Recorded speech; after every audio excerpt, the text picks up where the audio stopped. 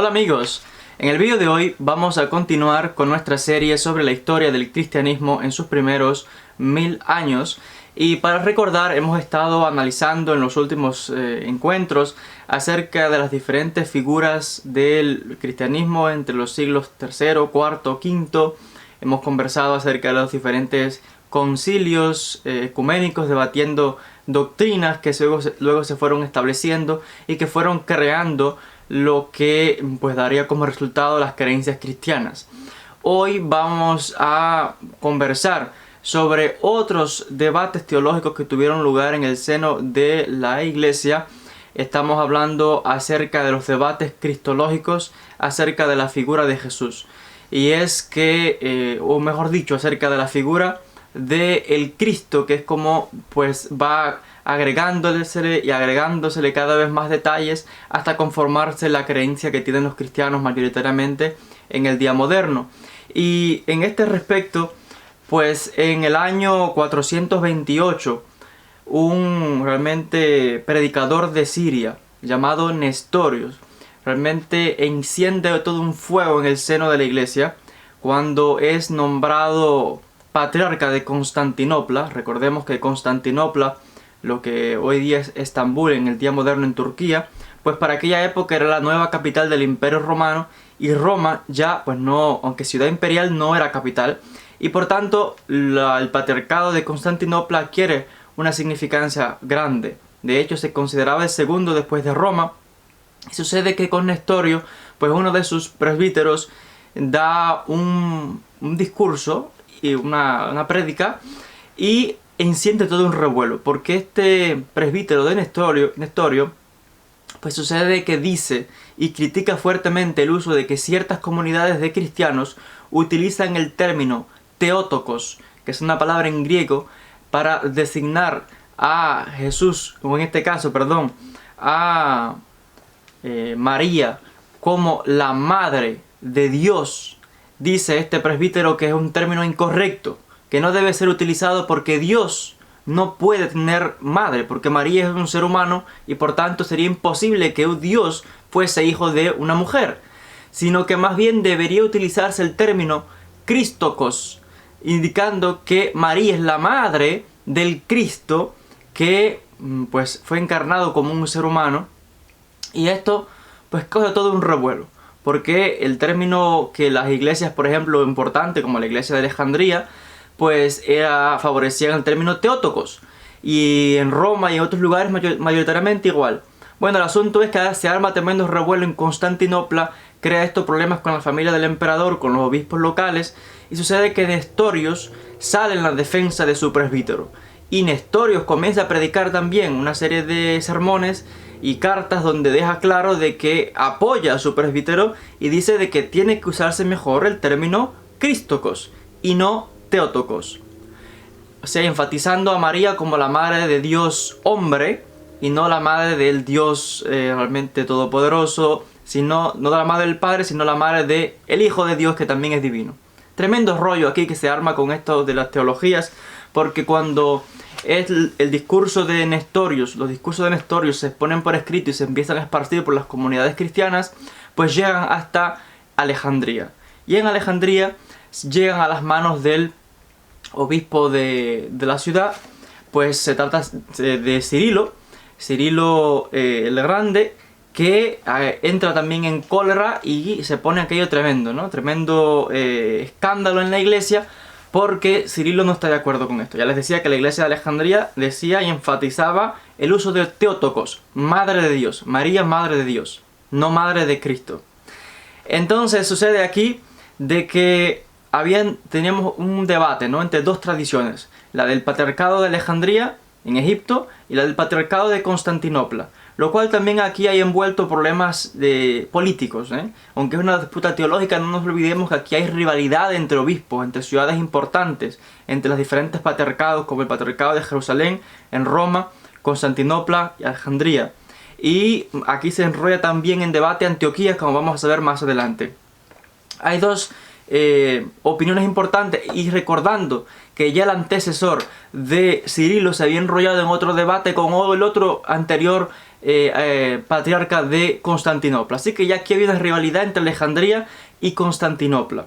Sucede entonces de que pues Cirilo decía, el lado de Cirilo pues afirmaba y decía, bueno, María, la madre de Dios, porque estamos hablando de que Dios se hizo carne, y cito textualmente de los pasajes, Dios se hizo carne, dice, según citando él las palabras de Juan 1.14, y por tanto, esta encarnación del divino Hijo de Dios, dice, la palabra eterna, engendrado del Padre desde la eternidad, que se hizo hombre, Cristo el Hijo de Dios, bajo la condición humana.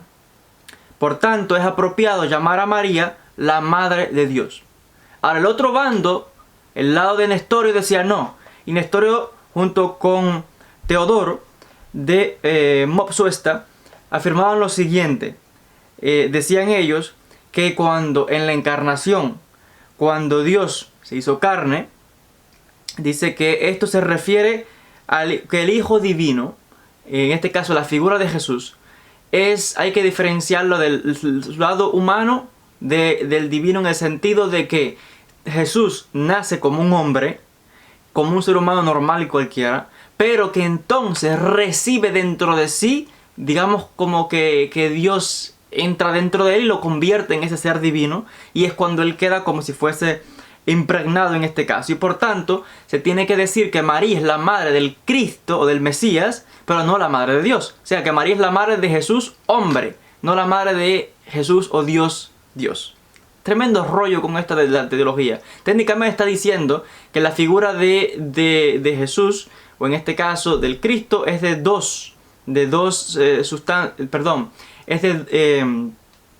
se identifica como que tiene dos naturalezas, una divina y una terrenal. El caso es que los de Alejandría decían, bien, hay dos naturalezas, todo el mundo está de acuerdo en eso. Lo único que no puedes diferenciar entre los dos están unidos como uno solo. Y Nestorio decía, no, hay dos naturalezas, pero hay que diferenciar entre la naturaleza humana, que es 100% humano, y una naturaleza celestial, que es diferente. Y aquí, pues, aumenta el debate, y el asunto es que cada uno argumentando con textos bíblicos aquí y allá, como normalmente debaten los cristianos, cada cual citando textos bíblicos, aunque al final hay desacuerdos en doctrinas. El asunto es que tenían que ponerse de acuerdo ahora en encontrar un lenguaje que, digamos, que conciliara esta disputa teológica entre estas dos grandes iglesias, muy importante en el Oriente. Sucede entonces de que Cirilo también comienza a escribir una serie de cartas condenando a Nestorio y condenando estas ideas, y sucede de que, ya les decía que esto también es un problema de poder, ¿no? De aquí, ¿quién tiene más fuerza? ¿Quién gana el pulso? ¿Constantinopla o Alejandría? El asunto llega a los oídos de Roma. El Papa, que en este momento era Celestino, pues se ve envuelto en la controversia y favorece a Cirilo, el de Alejandría, en Egipto. La cosa no acaba ahí, el emperador pues también tiene ciertas presiones, y al final pues se decreta un concilio que va a tener lugar en Éfeso, y se trata del concilio de Éfeso del año 431, donde comienza aquí un debate tremendo, porque ahora aquí se empiezan y se llaman a las diferentes iglesias de los diferentes patriarcados para que tomen lugar en este debate, y a definir ahora la doctrina cristiana de la figura de Jesús. ¿Es Jesús Dios? ¿Es hombre? 100% Dios, 100% hombre, dos naturalezas, una sola después de la encarnación. Tremendo rollo. Sucede entonces de que, pues efectivamente, esto fue algo que no le favorecía a Nestorio, porque Nestorio pensaba que el concilio se iba a celebrar en Constantinopla, que era el patriarca de allí, la capital del imperio, como que le favorecía. Pero por las presiones de la hermana del emperador, se decide que el concilio va a tener lugar en Éfeso. Y Éfeso es una ciudad que el santo local allí principal era la Virgen. Por tanto, esto sabemos que lógicamente iba como no a favor de Nestorio. El asunto es, como sea, él pues se embarca y dice de viaje, ¿no? Y hasta Éfeso, y sucede de que es el primero en llegar. Luego llega la delegación de Alejandría con Cirilo, y todavía están esperando la delegación de Roma, con los enviados del Papa, y la delegación de Juan de Antioquía, que era digamos que la figura más importante, el obispo central de Siria. Y además Juan de Antioquía, esta iglesia de Siria, favorecía a Nestorio. Los de Roma favorecían a Cirilo. El asunto es que pasan 2 semanas, no llega ni la gente de Siria ni llegan la gente de la iglesia de Roma. Cirilo, ya impaciente, y como era el obispo que mayor rango allí entre los demás, pues dice: bueno, aquí caballero, no hay que esperar por más nadie, vamos a empezar este concilio. Mandan a llamar a Nestorio y Nestorio dice: no, aquí yo no voy a presentarme ante nadie, esto no puede empezar todavía. Ah, pues no vas a venir al llamado para empezar el concilio, pues vamos a empezar el concilio sin ti. Empiezan el concilio, empiezan a debatir, por supuesto, todo el mundo es la gente de Cirilo. Y pues nada, deciden que hay que utilizar el término Theotokos, refiriéndose a María como a la Madre de Dios, y condenan a Nestorio como, digamos, que hereje y su doctrina es errada. Sucede entonces de que a los pocos días, pues llega la delegación de los monjes que vienen de Siria y dicen: pero ¿y aquí qué ha pasado? Que esto ya empezó, se acabó sin nosotros haber llegado aquí, y este veredicto que han dado aquí, no, este concilio no vale. Y ahora se forma tremendo rollo también ahí en Éfeso porque estos monjes no reconocen tal cosa. Pues dicen: pues si hicieron un concilio ellos, pues nosotros vamos a hacer también otro concilio. Pues se reúnen ahora los monjes y tratan incluso de culpar a Cirilo y al obispo de Éfeso, Memnón, que se llamaba.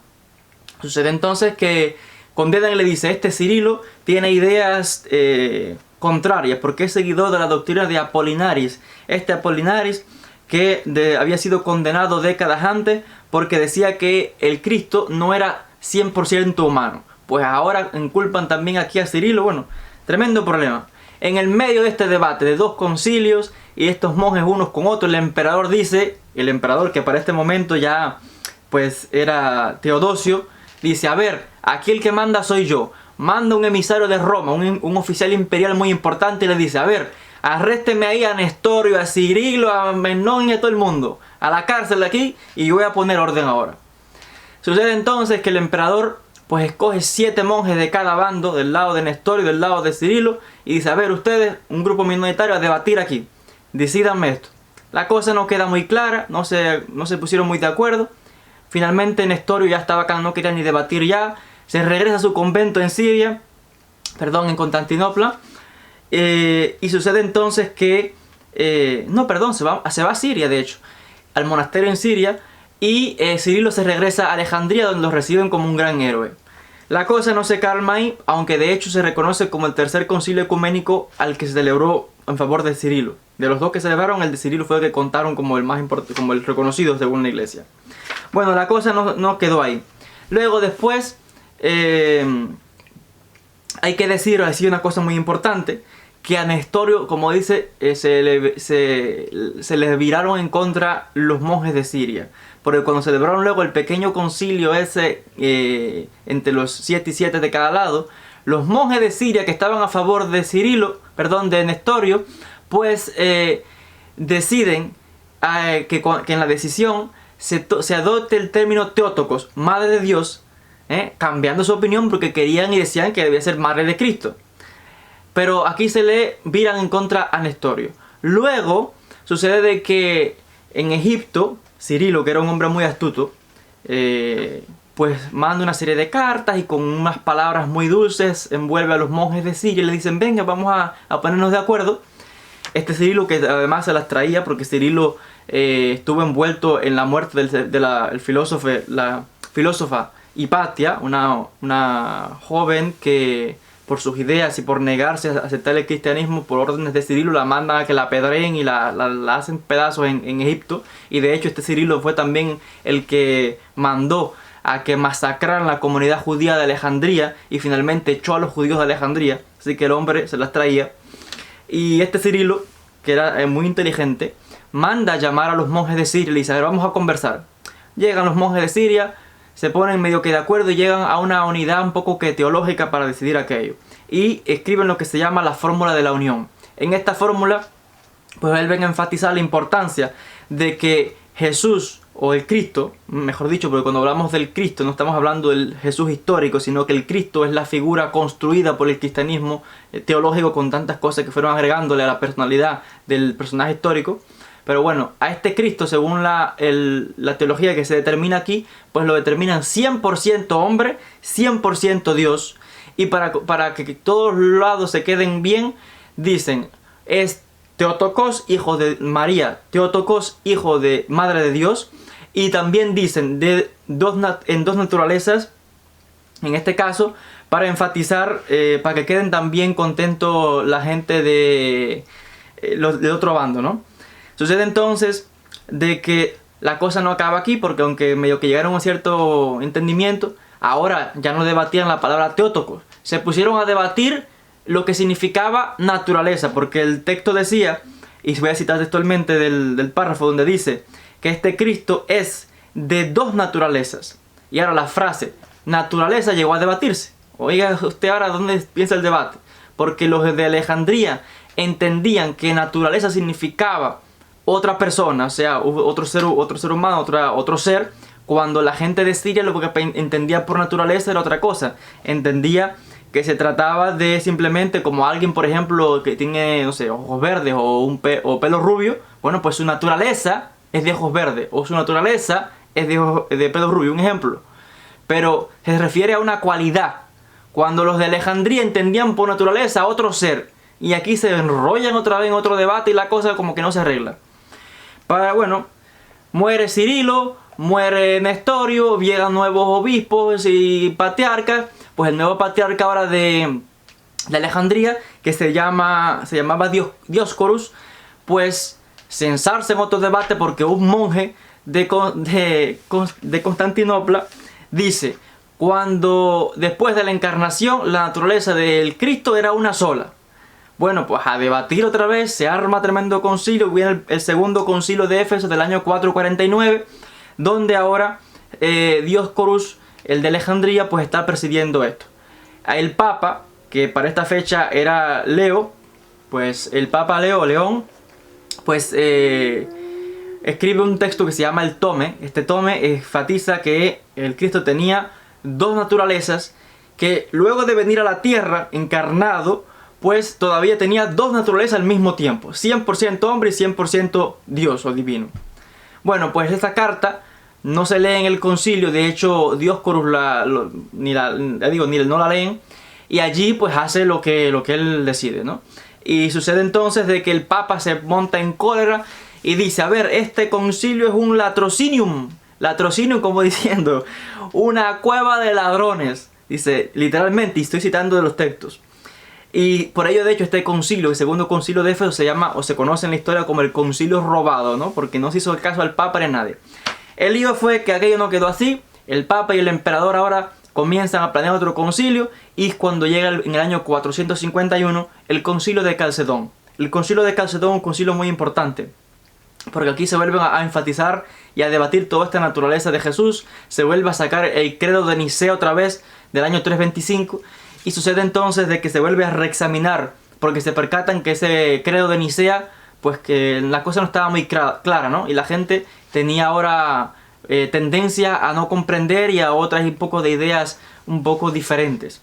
Sucede de que se vuelve a reexaminar ese credo de Nicea, se escribe un segundo, digamos que ensayo, y se elimina la palabra Teotokos, como María, Madre de Dios, se elimina.